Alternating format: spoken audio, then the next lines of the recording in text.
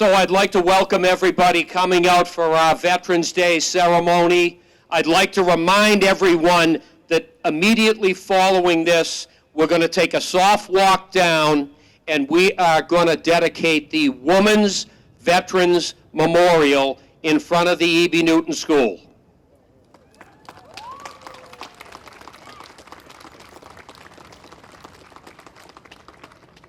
Long overdue, I might add.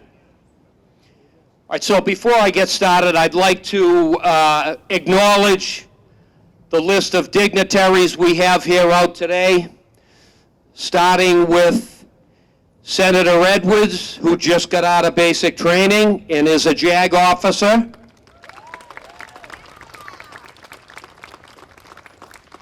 Representative Turco.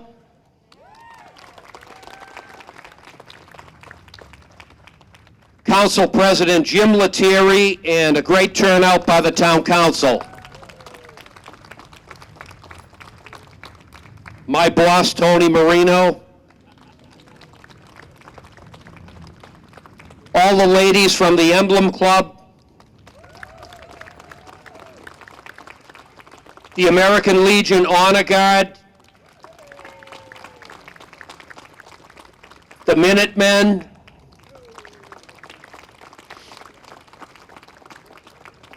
The police and fire, thank you very much for what you do for all of us, keeping us safe.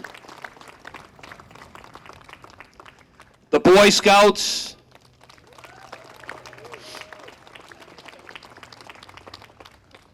And we have a few teams here today. I'd like to thank the football team that made the playoffs this year.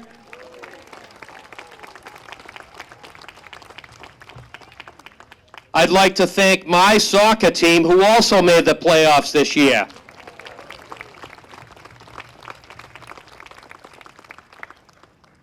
And I'd like to thank the cheerleaders. I was not going to forget you this year.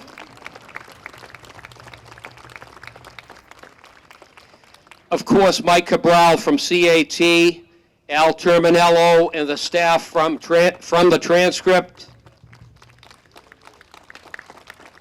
All my fellow citizens, all my veterans, all veterans, please raise your hand.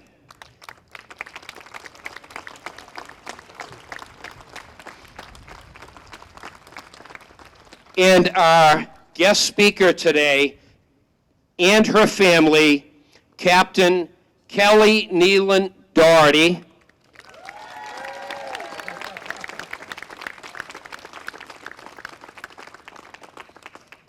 And of course, I can't forget my wife, Paula, for supporting me in everything I do.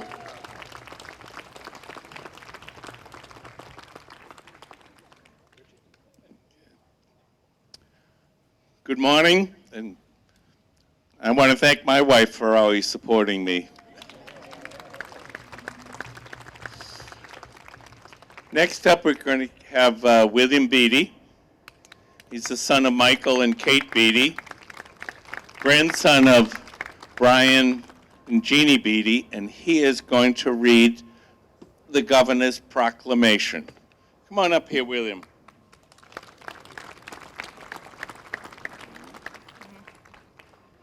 A proclamation.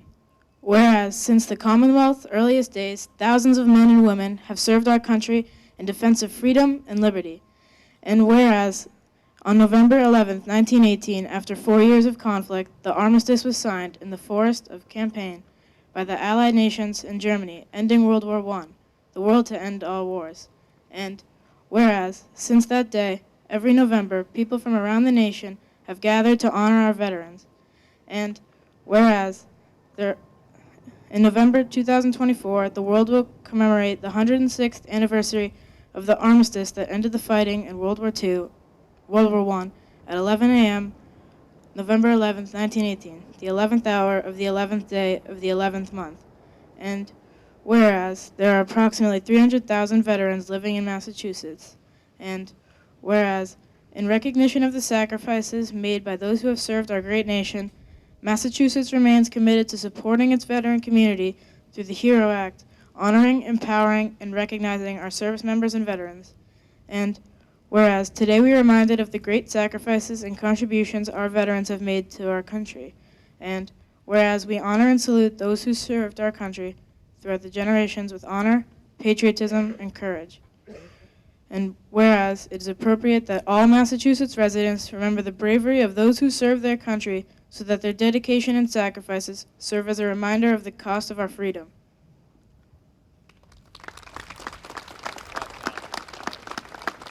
You take this. That's for you. I think.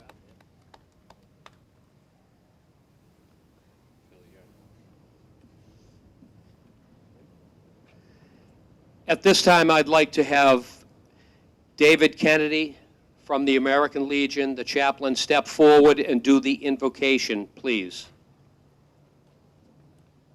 Thank you.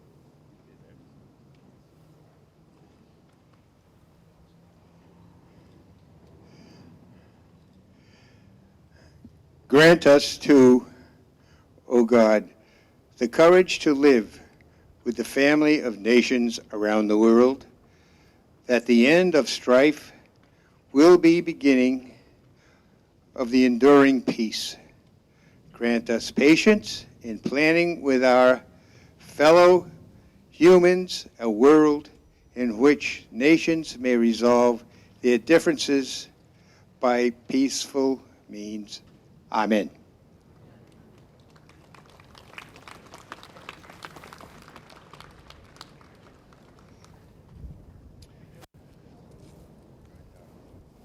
Next up, we're going to ask the Boy Scouts to come forward. Come on up here, guys.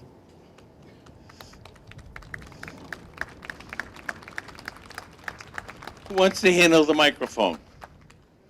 All right.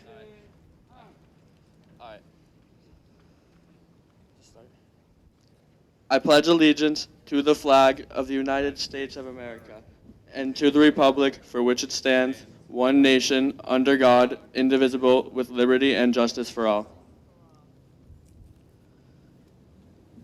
Thank you, and thank you for always being here.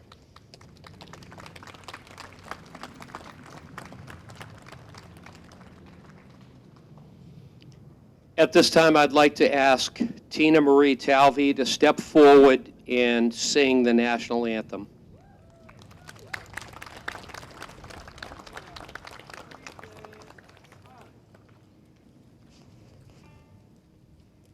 Please sing with me.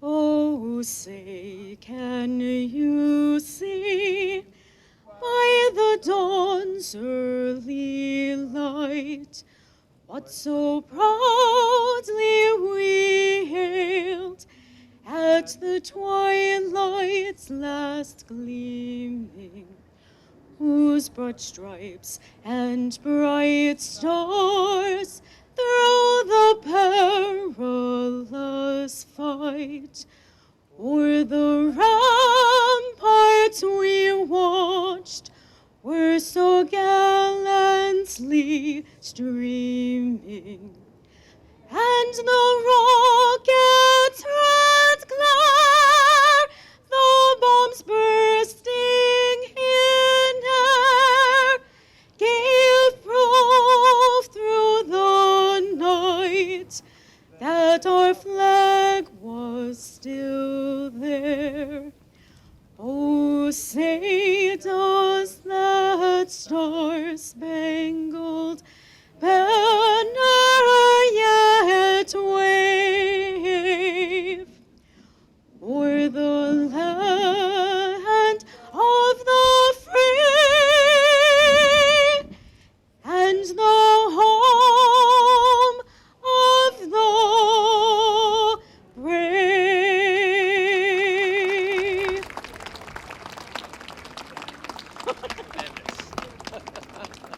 Once again, Tina, you've outdone yourself. Thank you very much for being here today, not only today, but every Memorial Day and every Veterans Day. So next, I'm going to welcome Senator Lydia Edwards, who recently finished basic training and is now a lieutenant in the U.S. Army. Thank you so much. Thank you. I like how everyone says I finished basic training. It almost finished me, I can assure you. It was soul snatching. It was one of the hardest things I've ever done, and one of the best things that I ever did. As you know, my name, I'm Lydia Edwards. I'm a state senator, and I'm a first lieutenant. I'm a JAG officer in the Army National Guard.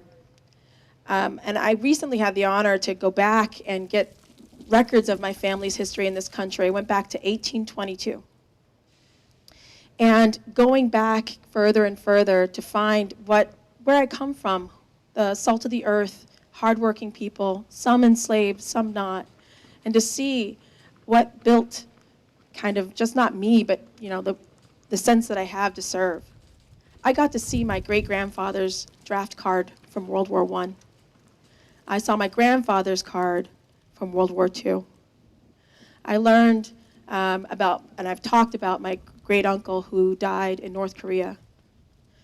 I learned about my uncle Tyrone, who served in in Vietnam. He left the war. The war did not leave him, and he took his life when he came back to the United States. My mother joined in Vietnam in '71, and she got out during Iraq I.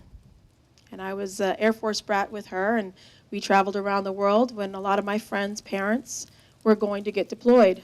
And on Air Force bases, when we're at war, there's a lot of extra services for the kids and circles to work with each other and work through what's going on, that your mom and dad are called to do something special.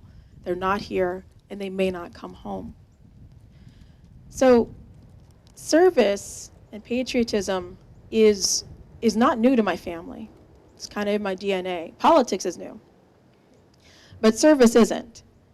And so when I think about today and this moment, I am so happy that we come together, especially after the election, any election.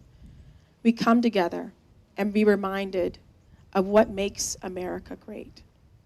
It's patriots, people willing to serve without question for their country, for the liberty, for each other. That's how I define patriotism. It's not blind faith. It's not owned by any political party. It's not owned by any particular group of people. It has nothing to do with whether you have a lot of money. It doesn't matter if you speak with an accent, if you were born here or not. Anyone can be a patriot because anyone can serve. And that's how I define it. When people ask me, what are your acts of patriotism? I say simply, it's kind of like my faith. You know the question they ask, they will know you're Christian by your love, right? Well, they'll know you're a patriot by your service to one another and dedication to each other, regardless of the politics, because they come and go around and forget, and all sorts of things go back and forth. But when I'm sitting down and serving as a JAG officer, and I'm asking the 18-year-old who's going to be deployed,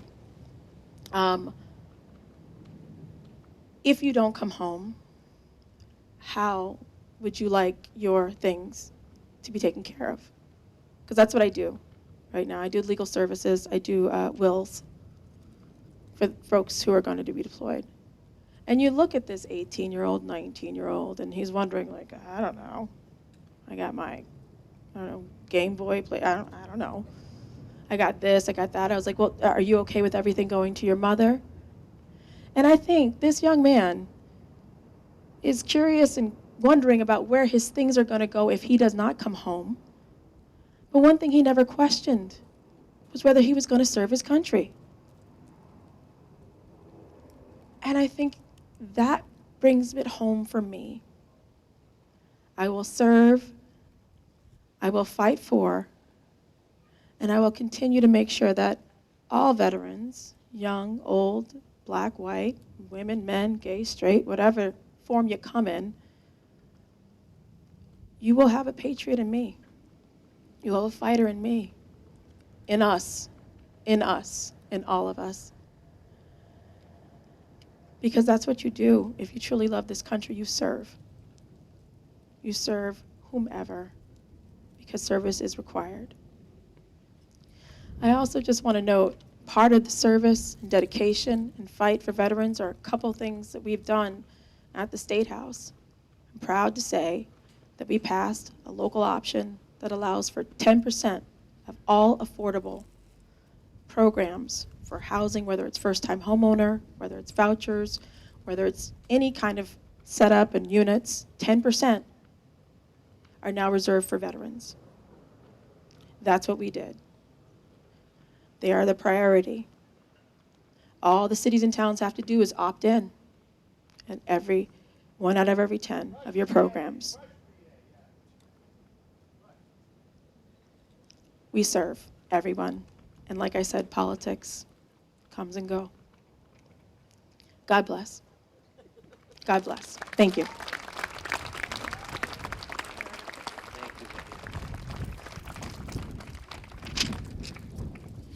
So at this time, I would like to ask Representative Jeffrey Turco to step forward, please.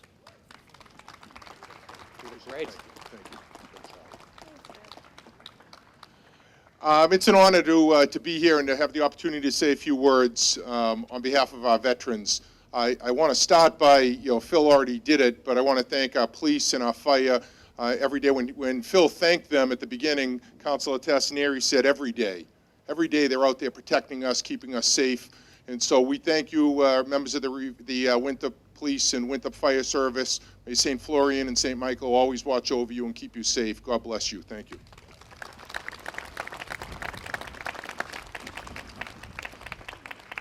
I want to thank him. He doesn't get enough thanks, and he's paid to do the job, and so maybe he shouldn't get the extra thanks, but he deserves it.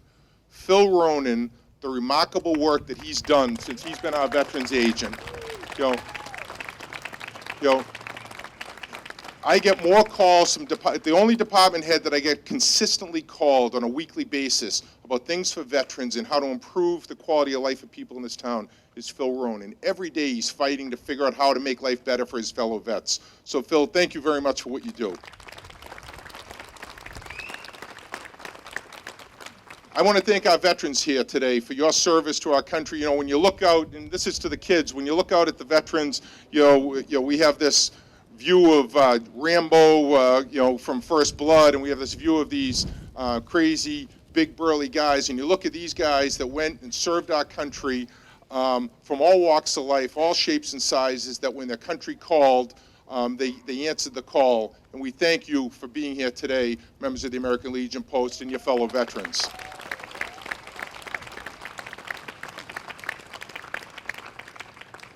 What I think is important, just a couple of words I'd like to say, and again, I'd be remiss, I'm looking at him, I'm trying not to look at him because I'm just in awe. But Norman Gill, your service to this country, your service to your fellow veterans over literally decades as a veteran service officer is truly inspiring, and we thank you for being here to support your fellow veterans.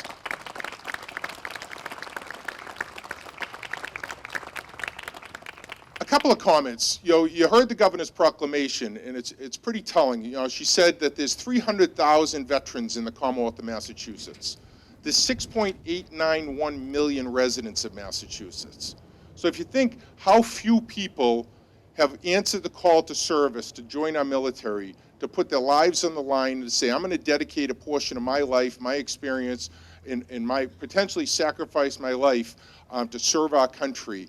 It's pretty amazing that, President Kennedy talked about, the cost of freedom is always high, but Americans have always paid it. But when you think of the percentage of people that have actually been willing to pay it, that have stepped up to the plate and said, yes, I'm going to serve our country, it just puts me more and more in awe of what you guys have done, what you do, and your willingness to serve the country and put America first before your own families, before your own safety and your own well-being. 300,000 out of 6.89 million in Massachusetts. Again, think about those numbers. When you go home tonight and you're thinking about what today was, and you're thinking about the beauty of this little town and the fact that so many people have come out. I've said this at previous Memorial Days and Veterans Day. Our national anthem ends with the question. Go home and read the national anthem. It ends with the question. It's the only national anthem in the world that ends with the question. And then you come to Veterans Day and you come to Memorial Day, and it answers the question for you, that America will always be there because of the willingness of brave young men and women to serve. Again, at the risk of going off, I see former Senator Boncory. I think of him, and I think of Speaker DeLeo, the work that they did before Senator Edwards and I got up there to make sure that Massachusetts had the best veterans plans out there, to make sure we offer the best services to our veterans. And then the senator and I get in, and Senator Edwards and I, if you saw the Globe today, brand new Chelsea Soldiers Home, brand new Holyoke Soldiers Home, because we as a Commonwealth, though the 90+% of us that didn't serve, we recognize that those of you who served deserve the best. And so the 10% for housing opportunity, the new Soldiers Home, we're looking at building a third Soldiers Home in the central part of the state to make sure that our soldiers and sailors, airmen and Marines get everything that they deserve. And I'm so proud to be a small part of this process. So thank you very much for all you do. Thank you for being here to serve our veterans. Kids, remember, go out and talk to these guys. Talk to them about their service, because someday you might be the guy, the old gray-haired guy over there next to Steve White holding the flag. And we'll be thanking you for your service. So thank you very much for all you do. God bless America. God bless the Commonwealth of Massachusetts and our veterans. Thank you. Great job. Great job. Did you losing weight? Just a little bit. Yeah, you look good.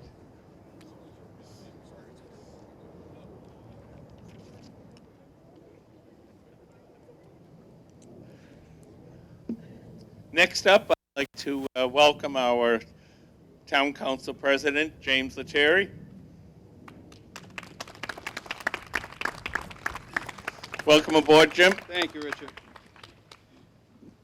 I say this every year, but we really have to do something about the order of the speeches, because to follow Lydia and Jeff is not fun for me. But I do want to thank you, Richard, for everything you do for our veterans as well as our community. You are truly appreciated more than you will ever know. I would like to acknowledge again Senator Edwards and thank her for her service, our town manager, Tony Marino, and for his service, Representative Turco, and also for councilors, Vice President Belcher, Councilors Costigan, Tassinari, Swope, Munson, and DeRoss. Thank you all for showing up. To the American Legion Post 146, our veteran agent, Phil Ronan, and all our veterans here today, thank you. And a special acknowledgement and thank you to our principal speaker, Captain Kelly Doherty. Thank you. Today we gather to honor and remember the men and women who have served in the United States Armed Forces, our veterans. Veterans Day is not just a day off, it's a day of gratitude, reflection, and respect for those who have sacrificed so much to protect our freedoms. Our veterans come from all walks of life, and their stories are as diverse as the nation they defend. Some served in distant lands, while others served right here at home. Regardless of where or when they served, each one made a choice to answer the call of duty and stand ready in times of peace, in times of conflict, to protect the ideals that we hold so dear. We owe them much more than just our thanks. We owe them our respect, our support, and our commitment to ensuring that their sacrifices are never forgotten. They gave us the security and opportunities that we often take for granted. And it's our responsibility to ensure that they are treated with the honor they deserve, both during and after their service. As we reflect on their bravery, let's also take a moment to remember the families of our veterans, the spouses, the children, the loved ones who supported them through the challenges of military life. Their strength and resilience are a testament to the sacrifice that extends beyond the individual soldier. To all the veterans here today, thank you. And to those who are no longer with us, my sincere and heartfelt thanks. Your courage, your dedication, and your service will never be forgotten, and we are free because of you. Thank you, and God bless.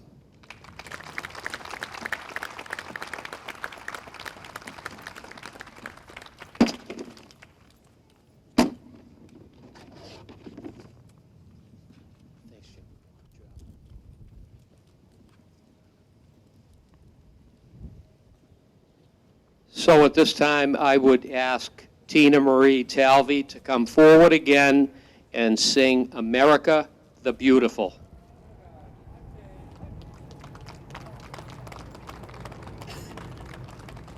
Thank you, Phil. I have a few choir members from St. John's with me, so they're going to help.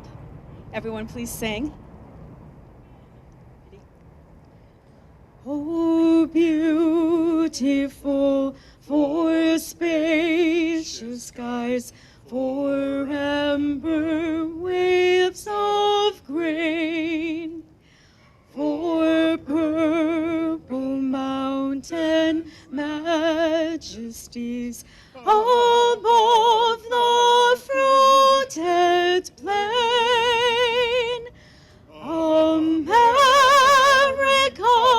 America, God shed his grace on thee, and crown thy good with brotherhood, from sea to shining sea.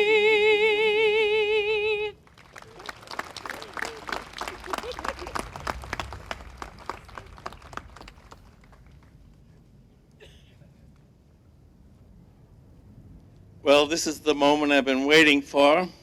22 years in the making. As many of you know, I have run a care package program, had between 250 and 300 soldiers. But there was a first one. And the first one is our speaker today. It's a young woman, grew up with my daughter, Christine. Member of the Army, went to Afghanistan. I want to welcome, a warm welcome for Kelly Doherty. Kelly Neal and Doherty.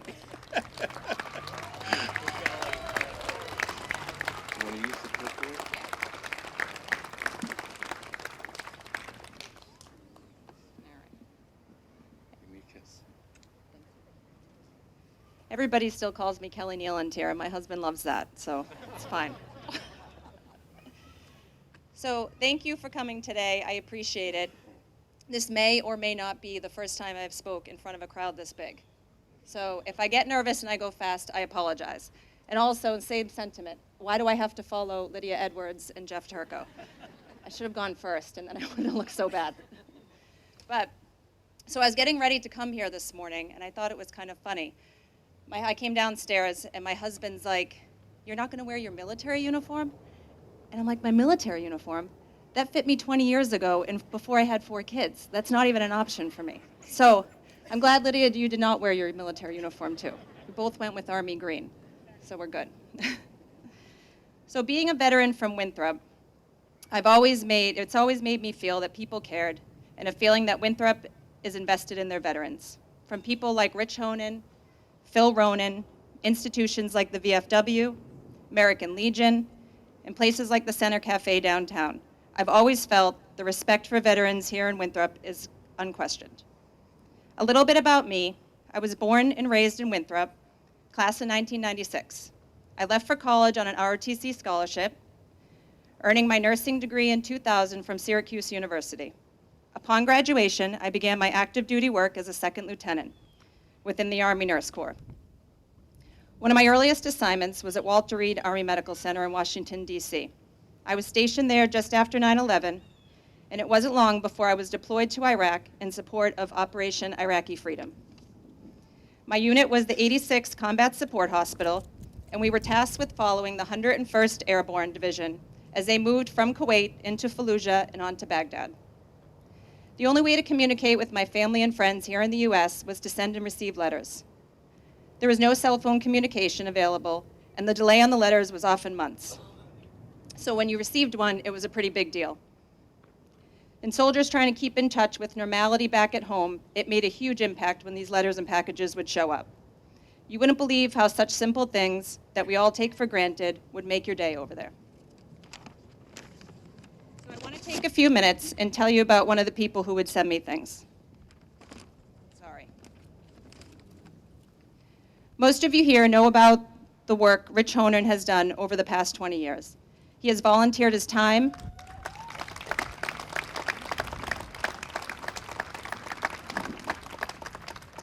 He has volunteered his time, sent hundreds of thousands of pounds of toiletries, stamps, games, cards, socks, candy, and even iPhones to the U.S. troops all throughout the globe. Countless troops around the world have received his generosity over the last 2 decades, too many to count. At this point, his work is pretty legendary. It all started with packages he sent me back in 2002. I received his first, and I can still remember getting it. It was a rather large package, certainly bigger than anything I had received at that point. And I remember seeing his name on the package and saying to myself, Christine's dad? Weird. I was shocked. Of course, Christine had been one of my best friends since I was in grade school, and I knew Mr. Honan only as Christine's dad, or the guy who owned the cool sign company up on Crest Ave. So having one of the packages be the first to show up with his name on it was quite a surprise. But I tore it right open, and my first reaction was interesting. He sent me a little bottle of sand in it from Winthrop Beach, and here I am living in the desert with nothing but sand in sight. And I get a bottle of more of it. But you know what? It was awesome. Nobody would think to do that, but Mr. Honan knew. He knew a small piece of home would make my day. I kept opening. He gave me paper napkins from Kelly's Roast Beef. If I knew a patient from the Boston area, I would hand it to them while they were eating their MRE, and it made the MRE taste a little bit better. He sent a baseball hat with American flags that stuck up with toothpicks when you wore it. That was a huge hit. In fact, it was passed around the unit and awarded to people who went above and beyond that day. What was remarkable in all of Mr. Honan's instinct is to know exactly what we needed over there. And that only comes from experience. He has felt the loneliness of being deployed. He knew there were going to be good days and there were going to be bad days. And he knew that some of those days, you just needed a reason to laugh and a reason to smile. He knew we needed a reason to celebrate, and most importantly, he wanted me to know, and every soldier he sent a package to thereafter, that nobody forgets them and nobody forgets what they're doing for their country. Can we all give a second round of applause for Rich Honan and his volunteer work?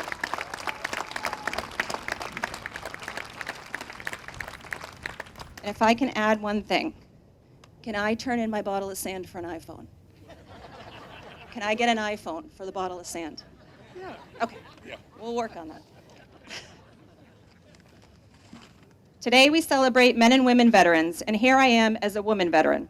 I think about what that means to be a woman veteran in the armed forces. And I have to be honest, I don't really identify as a woman veteran. I just identify as a veteran, and I'm proud of my service.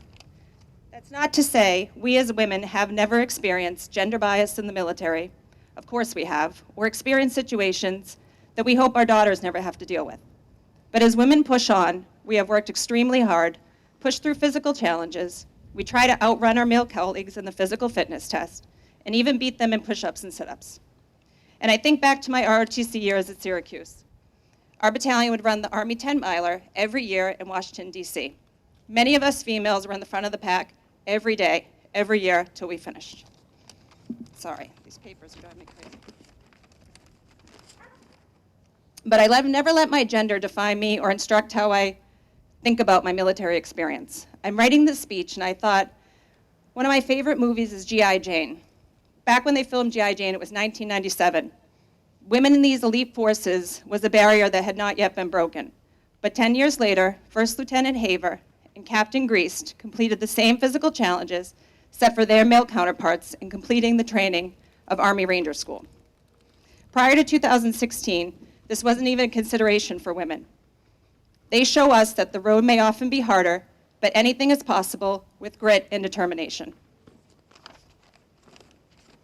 For that reason, I'm honored to be here today in support of the Women's Veterans Memorial. I hope that when some young girls are running across the street after they get their pizza at the half a day at Nick's, they see the memorial and know they can do whatever they set their mind to, whether in the military, in business, in police force, or fire department. The opportunity is there, and this community will support them and have their best interests at heart. That's what growing up in Winthrop has done for me, and from the bottom of my heart, thank you.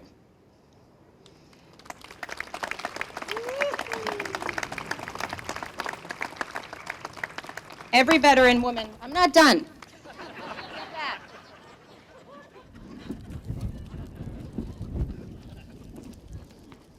I'd like to be done, but I'm not done.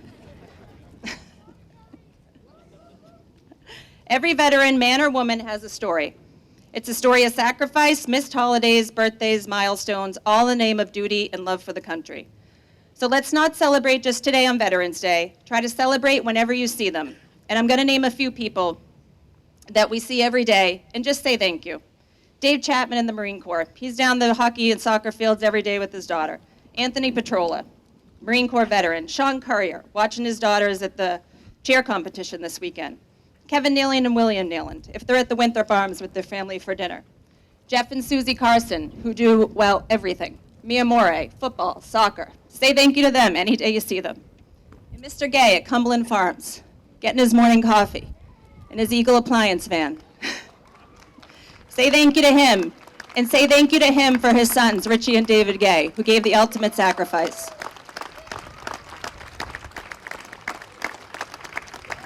These are everyday people who have done extraordinary things, and we should thank them. Thank you, everybody.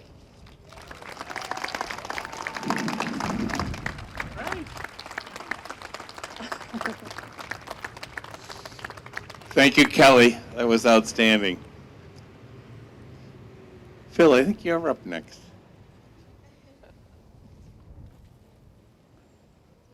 I don't know what to say after that. That was wonderful, Kelly. Heartfelt.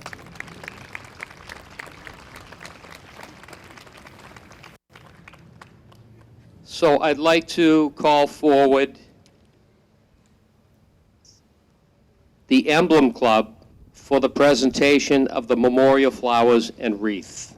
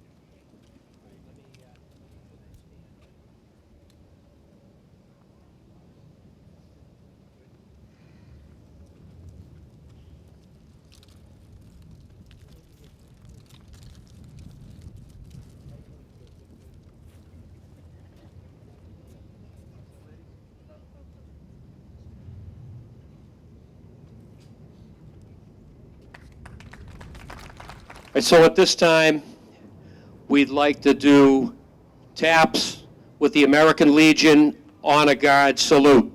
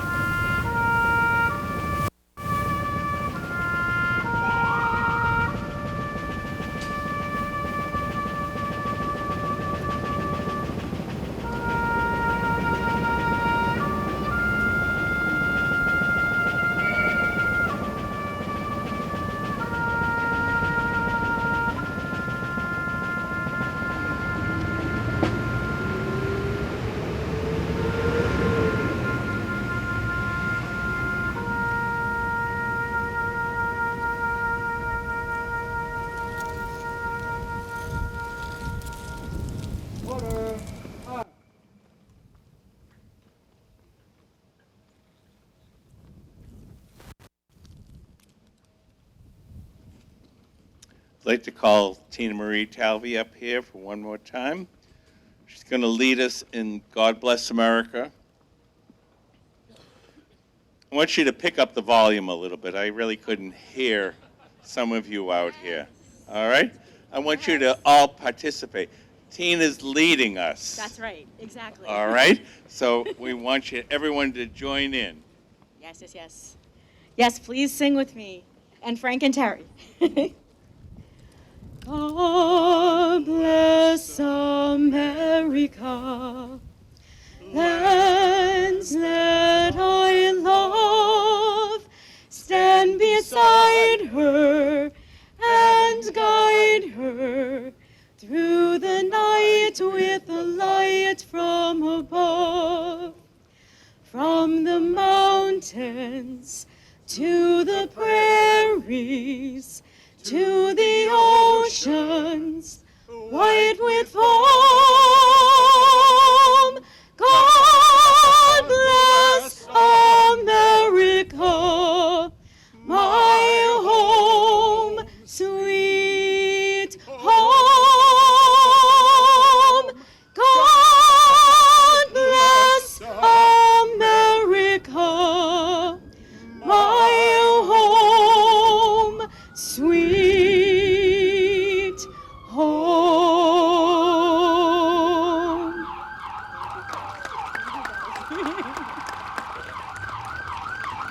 At this time, I'd like everyone to remove their hats, and I would like to have a moment of silence for all veterans that passed.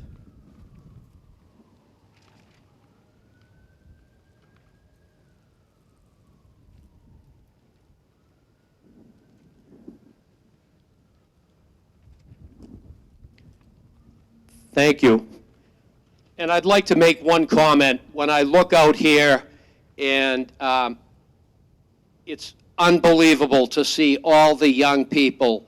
You have no idea what it means to all of us that served to see you come and pay respect to all of us and our service to the country.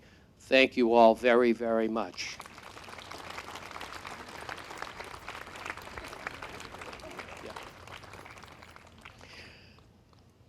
So I'd like to once again remind everybody, we're going to take a soft walk, and approximately 12 o'clock, we are going to unveil the Women's Veterans Memorial right in front of the E.B. Newton. So please join us. Richard is going to end with a few closing remarks, and then we're going to go down to the E.B. Newton. Thank you. Like Phil, I want to thank everyone for coming here today. It means more than you'll ever know. Being a Vietnam veteran, I came home and it wasn't a proud time to be a veteran. But thankfully, things have changed around and it's a whole different world today. But so I just want to say thank you, and let's go down and give our credit due to our women veterans and unveil the new memorial. Thank you very much.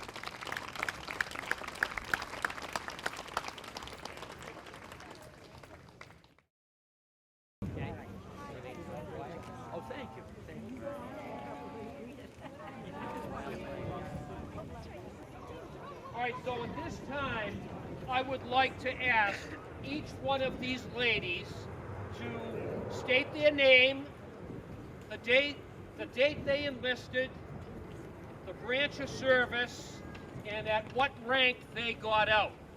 So Lorraine, you're first, Lorraine. Yeah, my name is Lorraine Farmer. Lorraine Farmer, repeat for her. Marine Corps in 1952 to 1955. And I came out of sergeant. Did everybody hear that?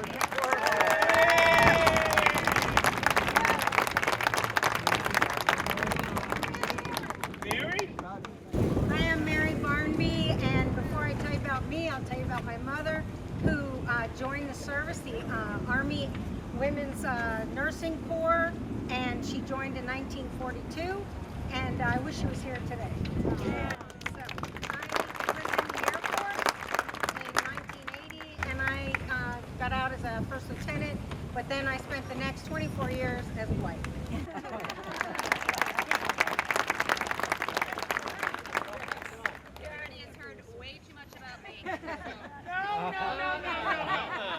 Captain Kelly Doherty, Army Nurse Corps.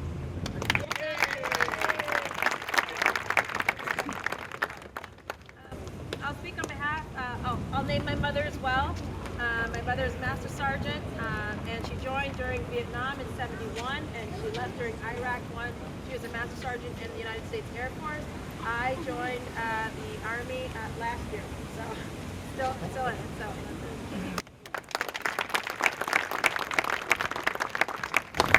Carson, Air National Guard. I enlisted in January of 2000 and retired last year.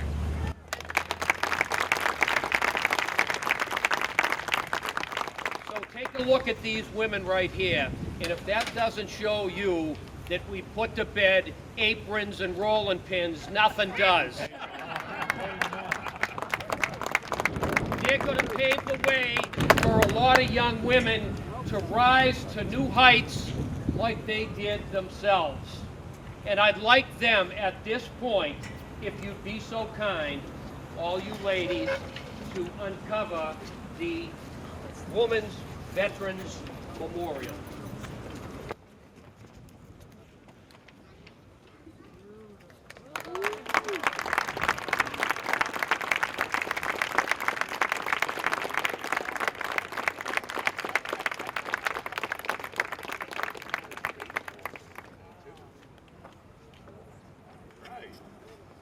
Feel free to step up after and take a look. I'll open my office if anybody wants to come in and see the Taj Mahal, courtesy of the town manager, a Navy veteran. But thank you all for coming out. We really, really, truly appreciate it. And give these ladies another